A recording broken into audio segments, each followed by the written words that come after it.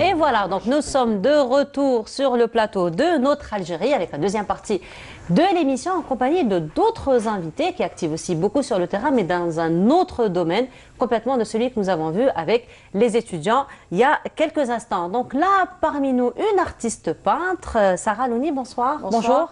Bonsoir, merci beaucoup. On va dire, le plus important c'est qu'il y a du bon. Là, je ne fais vraiment pas la différence entre le bonsoir et le bonjour. Merci beaucoup. Je vous remercie pour l'invitation déjà. Marhaba bik, ça nous fait plaisir de vous recevoir. Alors, Sarah Louni, vous êtes artiste peintre, vous êtes connue sous le nom Boucle d'Art. Oui.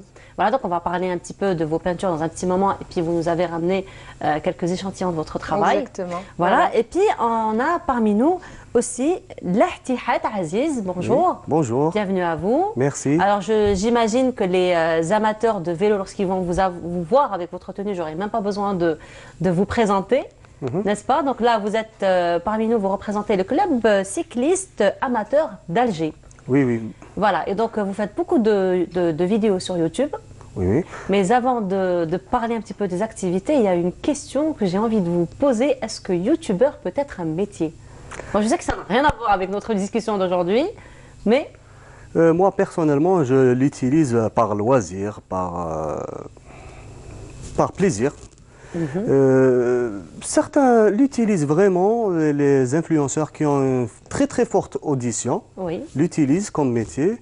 Moi, personnellement, je l'utilise uniquement pour le loisir, pour le cyclisme seulement. Voilà, alors, chère maman, pour celles dont les enfants disent qu'ils veulent un jour être youtubeur, c'est un beau métier? Ce sera un beau métier plus tard? Parce qu'aujourd'hui, les enfants, quand même, se disent qu'ils veulent être youtubeurs à l'avenir.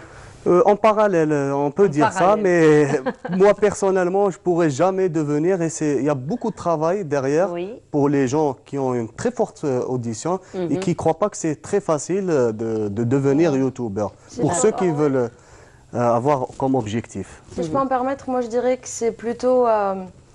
ça peut être un métier, mais très très instable, qui peut s'arrêter du jour au lendemain et... Voilà. Donc on va conseiller les mamans de conseiller leurs enfants d'en faire juste une passion, en parallèle d'un métier quand même qui sera plutôt stable. Exactement. Voilà, donc là on va revenir un petit peu, monsieur Lahtihat, pardon, donc à votre passion qui est le cyclisme. Donc là, vous faites des promenades donc, à vélo. Alors d'où vient un petit peu l'idée? C'est quand même un concept assez nouveau en Algérie. Oui, oui, c'est un concept assez nouveau. C'est très très facile. J'étais une fois avec nos amis et je leur ai proposé, qu'est-ce que vous en pensez si on regroupe l'ensemble des petits groupes pour former un très grand peloton et sortir une balade touristique. Lorsque vous dites regrouper les petits groupes, donc ce sont aussi des petits groupes amateurs qui sortent habituellement comme ça en promenade et que vous voulez les regrouper, c'est ça? Oui, oui, c'est ça. En une seule journée, en une seule horaire pour partir dans des endroits touristiques. Donc là, nous sommes en train de découvrir quelques photos de votre rencontre pour aller en promenade. Donc ça a commencé quand? Vous faites ça depuis quand? Depuis 2015. Depuis 2015, d'accord. Oui. Est-ce que ça a été quand même facile de regrouper tous ces petits groupes, comme vous dites, pour former donc, cette grande parade, j'ai envie de dire, donc pour aller en promenade? Oui, oui, ça a été très très facile parce que c'est un nouveau concept très intéressant et vraiment passionnant. Donc tout le monde a vu l'utilité de cette idée, de ces événements. Et ils sont venus directement, ils se sont manifestés lors de mon premier événement. D'accord. Donc ce sont des parcours que vous choisissez vous-même ou c'est en commun accord? Comment ça se passe donc pour les parcours que vous allez après entreprendre? C'est des parcours que je choisis par moi-même. Tout dépend de la journée, une journée qui est courte ou longue, ça dépend l'été, l'hiver, le climat. C'est pas aussi facile qu'on puisse prétendre. Donc le kilométrage il est calculé, le parcours il est calculé, tout est prémédité à l'avance. Voilà. D'accord. Donc là on vous voit en tenue de cycliste, vous êtes venu à vélo à la télévision pour votre émission? Oui, oui, je suis venu en vélo, premièrement pour préparer notre prochaine sortie. D'accord. Et pour éviter les encombrements et les problèmes de stationnement. Et vous êtes venu d'où? Pour voir un petit peu la distance que vous avez entrepris? Maintenant, je suis venu de Bir Morad Raïs. De Bir Morad Raïs jusqu'ici? Oui. D'accord, alors c'est loin Bir Morad Raïs jusqu'ici à vélo? À vélo? Qu'est-ce que vous en pensez? À vélo, oui, bon, Siham, elle est d'accord que ce soit loin. Moi, je ne l'aurais pas fait, en tout cas, de Bir Morad Raïs jusqu'ici. Sarah, vous faites déjà, vous avez fait... Pas du tout. Pas du tout? Pas du tout. Ah, pas du tout? Je ne sais pas faire de vélo. Du tout, du tout. Oui, ça existe. Ça existe. Oui, oui. D'accord. Bon, c'est vrai que moi, j'en ai pas fait depuis que j'étais petite. Moi, j'en ai fait quand j'étais petite. Je ne sais pas en faire. Et du coup, le monsieur m'a rassuré, il m'a dit qu'on pouvait apprendre à tout âge. Oui. Donc, je pense que je vais m'y mettre. Ben voilà, donc justement, donc nous avons Sarah qui n'a jamais fait de vélo. Si elle voulait rejoindre votre club, c'est possible après? Oui, bien sûr, c'est facile. Comment ça se passe? Il suffit qu'elle achète un vélo et qu'elle Oui. se présente lors de nos sorties. Et justement, nous en parlions tout à l'heure du frère d'une très bonne amie à moi qui s'appelle la Walid Zerari et qui lui a lancé... c'est une association? C'est un club? Je crois que c'est une association. Qui s'appelle VTT pour elle et justement... Oui, VTT pour elle, effectivement. Il fait des sorties de vélo, enfin il organise des sorties de vélo pour des femmes, mais aussi il donne des cours d'initiation. Il donne des cours d'initiation avec les casques et tout, c'est très très drôle. Et puis ça pourrait être amusant aussi, oui, hein, oui. n'est-ce pas? Donc c'est ce que vous faites aussi, donc vous donnez des cours d'initiation, comme ça vous prenez les gens en charge lorsqu'ils ne savent pas prendre le vélo pour la première fois? Non, pas forcément, je ne donne pas des cours d'initiation, mais je les aide vraiment à s'initier dans mon groupe. D'accord, et c'est facile pour quelqu'un qui n'a jamais fait de vélo? Oui, c'est très facile. Je choisis vraiment des circuits très faciles et très abordables pour le commun des cyclistes, y compris les débutants. D'accord. Est-ce qu'il y a des conseils, des recommandations particulières que vous pourriez présenter donc, aux novices? Oui, bien sûr. La première des choses, est-ce qu'il tient l'équilibre ou pas? Alors, Sarah? Ça va. Ça va? Ça va. Les premiers tests déjà résolus? Ça va, voilà. Voilà, donc le premier parcours, il doit être de très courte durée. Quand vous parlez de très courte durée, c'est-à-dire? Au départ, 20 minutes par jour. Faire plusieurs séances avant de passer à une étape supérieure et d'avaler les kilomètres. Voilà. D'accord. D'accord. Mais sinon, Sarah, vous êtes dans un autre domaine, par contre, vous êtes dans la peinture. Vous avez déjà fait la peinture, vous? Non, jamais. Sarah, il faut faire un échange là. Si vous allez lui apprendre le vélo, elle vous apprendra certainement à peindre. C'est facile de peindre pour un novice? Très sincèrement, je dirais oui. Moi, j'ai toujours fait ça. J'ai toujours touché un peu au dessin, à la peinture. Je saurais d'ailleurs vous dire exactement quand est-ce que j'ai commencé à faire... oui. C'est-à-dire à m'intéresser à la peinture. Mais avec l'âge, j'ai réussi à me trouver un certain style, à une certaine source d'inspiration. Donc, en complément à ce dont parlaient les camarades juste avant. Donc là, on voit l'un de vos tableaux. Voilà. Donc là, on voit quand même des touches très, très africaines. Exactement. Donc très colorées, des couleurs chatoyantes. C'est le style duquel vous étiez en train de parler? Exactement. En complément à ce que disaient les camarades d'avant, moi je me suis plus intéressée à la culture africaine et amazigh que compose, que compose la culture algérienne. D'accord. Et donc, oui, on voit beaucoup de couleurs et de formes africaines, beaucoup de figurines africaines également. Donc je fais principalement de la peinture sur verre. D'accord. J'essaye de recycler le maximum de verre que j'utilise. Donc merci à mon papa qui me ramène ça très souvent.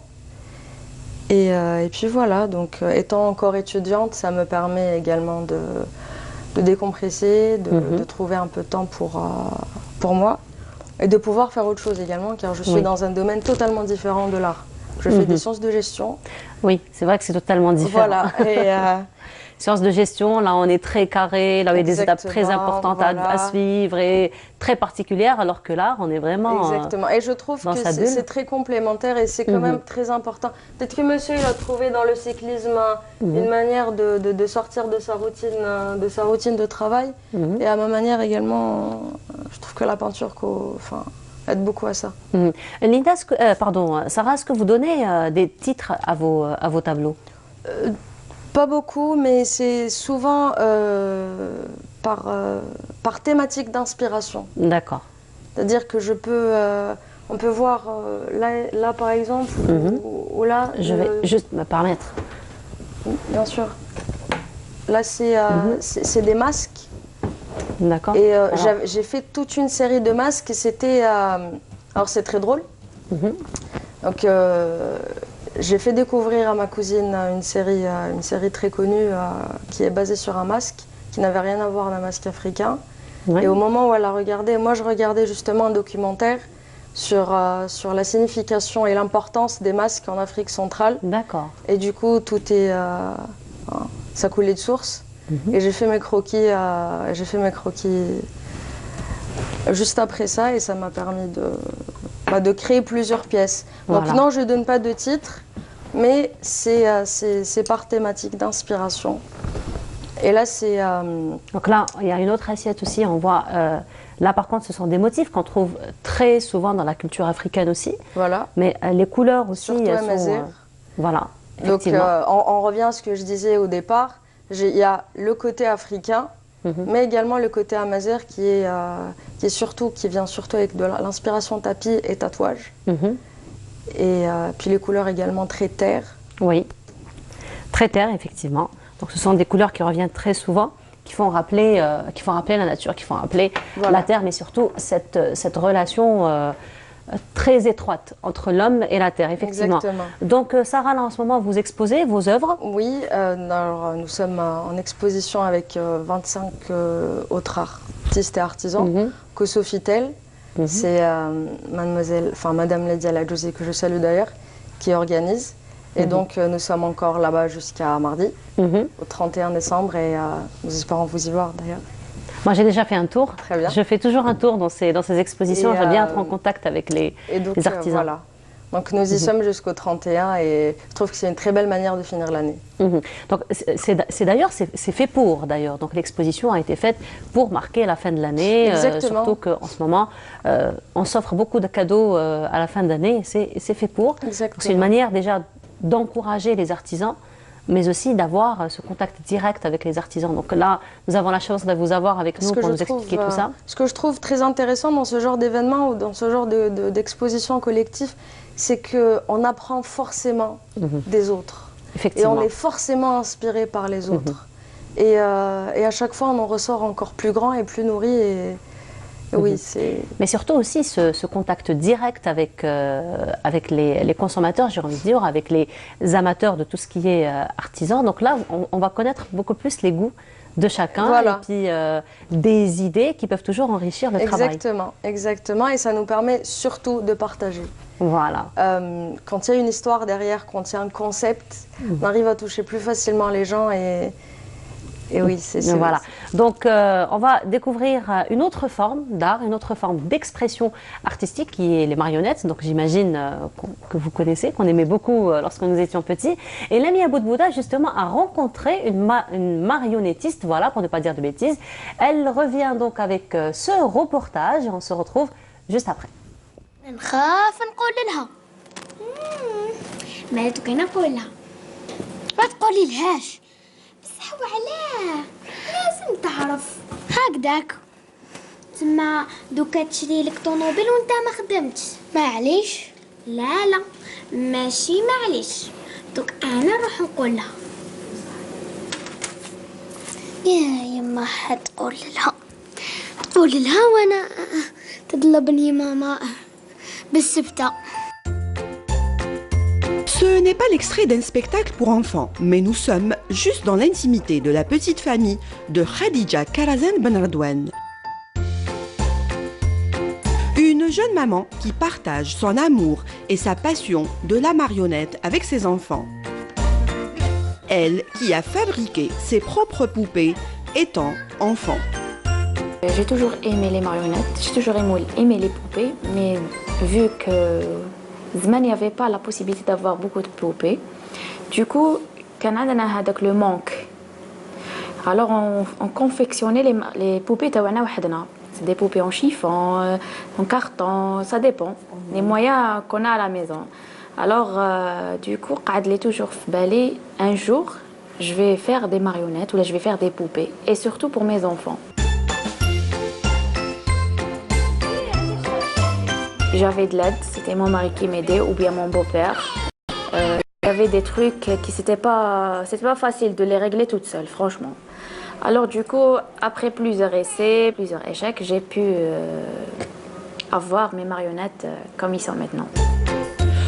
Au départ, elle confectionnait des trousseaux pour nouveau-nés. En exposant quelques modèles, elle a découvert l'engouement des visiteurs pour ces marionnettes qui, il faut le dire, sont très originales, fabriquées en bois et habillées souvent de tenues traditionnelles qu'elle-même confectionne. Comme dans notre pays, il y a beaucoup de bois jeté. Donc je me suis dit, voilà, je vais faire de la récupération du bois, c'est dû être récupéré. J'ai acheté des petits trucs, des petites machines et je commençais à les faire. Au début, il y avait quelqu'un qui m'aidait, mais après, je me suis dit, bon, pourquoi pas ne pas faire tout toute seule. J'ai acheté des petites machines, j'ai commencé à faire la tête, le nez, etc. Alors, je fais tarz tahoum, même le fsala, le ftla, le tout, même harmet le ftoul. Zaman, c'était à mon époque, qui نقراو les 3 mois تاع les vacances تاع الصيف, c'était interdit de تقعدي في الدار sans rien faire. Alors كنت نحبط chaque fois في Alger Centre, il y avait جمعيات, كنت نتعلم chaque été واش نتعلم, خطره فتول, خطره شبيكه, خطره خياطه, خطره هذيك. Et اللي عاوني كان لو بلوس c'était ma belle-mère. j'ai في دارنا حنا صحاب صنعاء, وكي جيت لعند ما belle-mère كان لقيتها une couturière. Donc, j'ai تعلمت عليها, زدت رفت. Mon beau-père, c'est un bricoleur. En hiver, Khadija transforme sa cuisine en véritable atelier, entourée de ses enfants. Sadek fabrique les cheveux, Hajar dessine la tête et Sarah s'amuse en les imitant. Et souvent, le castelet est vite installé pour un spectacle improvisé. Tu te sens que tu es dans l'histoire et tu peux imaginer des histoires et n'importe quelle histoire tu peux le faire. Et c'est magnifique. أنا نحبهم بزاف ونتخيل بلي كي نكبر نولي ندير تياترو ونولي نخدم فيهم كيما راهي تخدم فيهم ماما. Khadija invente, crée et donne vie à ses personnages. Elle a réalisé quelques spectacles et espère persévérer dans ce sens, souhaitant lui bon vent. Bon vent donc à notre marionnettiste. Vous avez aimé les marionnettes? Oui, bah, ça me rappelle beaucoup de bons souvenirs. Beaucoup de beaux souvenirs, exactement. Et pour vous, donc les marionnettes, ça vous dit quelque chose? Oh, c'est vrai que les garçons, c'est pas toujours ce qu'il faut, hein. C'est beaucoup plus le foot, le ballon et puis le vélo. Le vélo. Alors, donc pour revenir un petit peu à votre activité, donc le club amateur de cyclistes, là vous organisez alors des sorties donc avec votre club. C'est comment vous organisez ces sorties? Est-ce que ce sont des sorties à thème que vous faites? Est-ce que vous désignez des dates particulières ou ça vient juste comme ça? Comment ça se passe, les organisations? En général, on définit des dates de fêtes. 1er janvier, 1er mai, 1er novembre, 5 juillet. Non, le 1er janvier, donc c'est dans 2 jours, 3 jours? 3 jours. Vous allez avoir une sortie? Oui, une sortie. Ben voilà, Sarah, donc il faut s'organiser dès maintenant. Hein. Il faut prévoir ça dès maintenant. Donc des jours où c'est férié, où tout le monde peut participer. D'accord. Donc les étudiants, les employés, les entrepreneurs, tout le monde, toutes catégories socio-professionnelles qui peuvent participer à nos événements. D'accord, donc là, vous organisez, j'imagine, une sortie le 1er janvier. Alors, vous avez déjà désigné votre parcours? Oui, on a désigné un parcours très simple, à 90% que du plat. Il n'y a pas de montée, c'est la bête noire. C'est difficile quand même de trouver à Alger des endroits plats. Oui, c'est très difficile. Voilà, donc... Oui, allez-y. Donc voilà, c'est très difficile, mais avec l'expérience, j'ai pu trouver quelques endroits où on peut vraiment passer de bons moments. Donc vous dites avec l'expérience, vous pouvez trouver quelques endroits. Est-ce qu'on comprend par là que vous découvrez quand même des régions lorsque vous allez faire vos promenades? Il y a des découvertes que vous faites, vous marquez des temps d'arrêt, par exemple, au niveau de certains quartiers que vous ne connaissez pas, au niveau de certaines régions que vous ne connaissez pas. Est-ce que vous faites, en parallèle de la promenade, des temps d'arrêt pour la découverte? Oui, bien sûr. La découverte, elle se fait tout au long du parcours. Oui. Parce qu'on a l'habitude de partir en voiture à 80 à l'heure, 100 à Oui. l'heure. Mais en vélo, quand on roule doucement, on remarque mieux les endroits et on découvre pas mal d'endroits. On peut même découvrir des fois des fontaines. D'accord. Voilà, une fontaine pour un cycliste, c'est un trésor. C'est un trésor. Voilà, donc des forêts, des endroits bien sympas qu'on remarque pas auparavant. D'accord. Et donc là, vous marquez vos temps d'arrêt, vous appréciez un petit peu l'endroit. Oui, oui, on apprécie les endroits et on découvre l'épanouissance, le plaisir. Le plaisir. Tout en alliant le sport, bien sûr. Donc là, vous dites que le 1er janvier, vous allez dans un endroit où il y a beaucoup de plats, donc on peut avoir un avant-goût peut-être du parcours que vous avez choisi. Oui, vous allez oui. partir de quel côté? Du côté de la plage de Borj El Bahri. D'accord. Voilà, on démarre d'Alger, la gare à Kharouba, et on part jusqu'à la plage de Borj El Bahri. Alors donc vous prenez le train pour aller à Borj El Bahri, c'est ça? Moi, personnellement, Vous ne dites pas que vous allez partir à vélo. De Bermouradres, c'est très facile. Il n'y a que des descentes. On a 4 ou D'accord. 5 km de descente, j'arrive facilement. Et pour Ah, la ouais. comment La question la plus pertinente. Je pédale jusqu'à l'arrivée de... Ah bah. Voilà, donc. Alors justement, là, on a une petite vidéo où on vous voit un petit peu en pleine activité, lorsque vous étiez en train de pédaler. Donc là, je vous propose de découvrir cet extrait et on se retrouve juste après.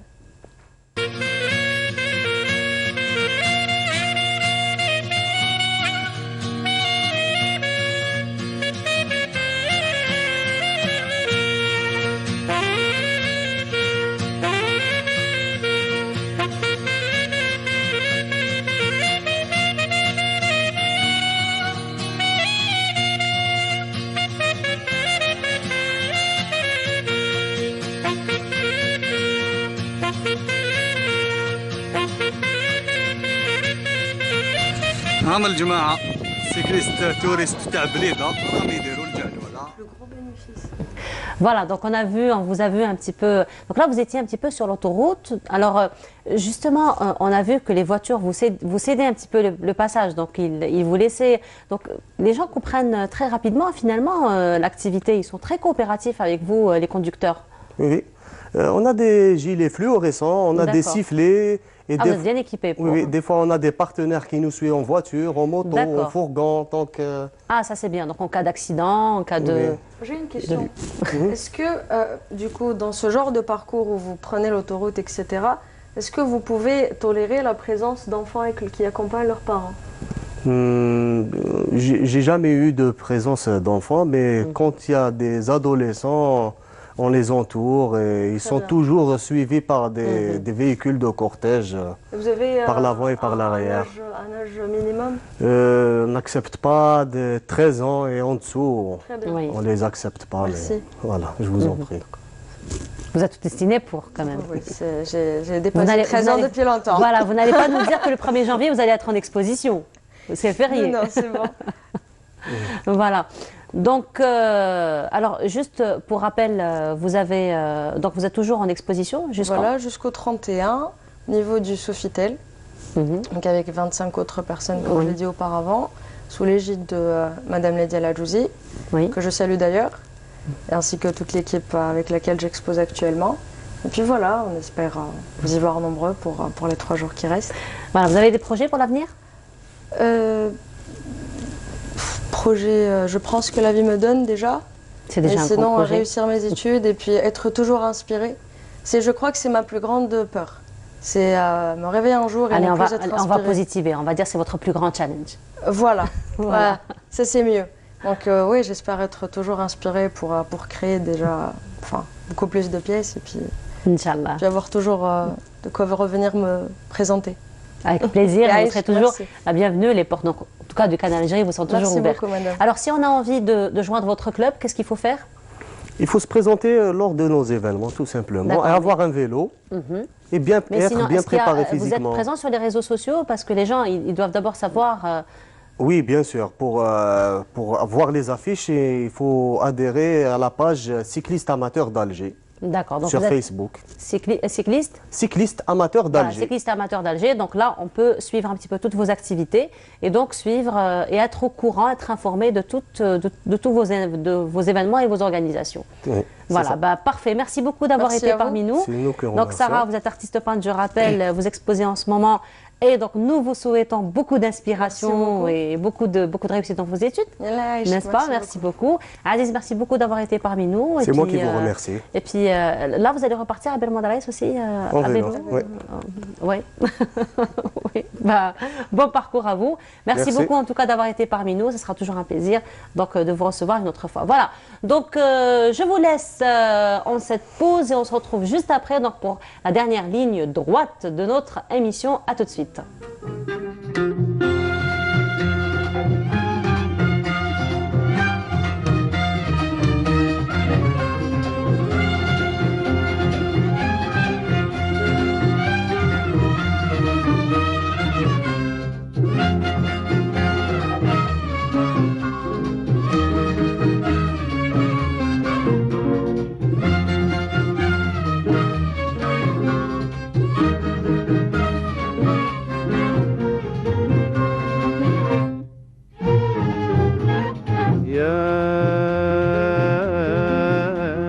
شهلة العيون عقلي بيك مفتون يا شهلة العيون عقلي بيك مفتون قل لي أهلك وين وين وين وين يا كملة الزين الزين الزين الزين قل لي أهلك وين وين وين وين يا كملة الزين الزين الزين الزين يا شهلة العيون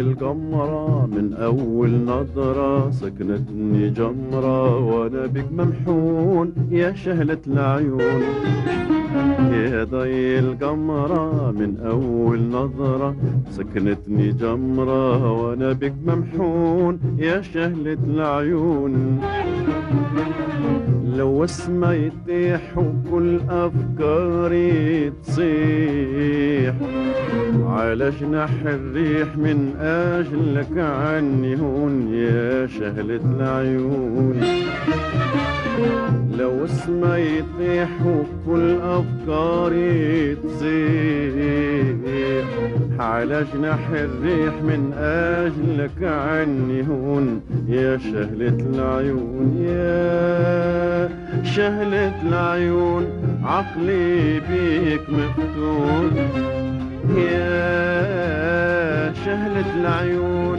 عقلي بيك مفتون قل لي أهلك وين وين وين وين يا كملة الزين الزين الزين الزين قل لي أهلك وين وين وين وين يا كملة الزين الزين الزين الزين يا شهلة العيون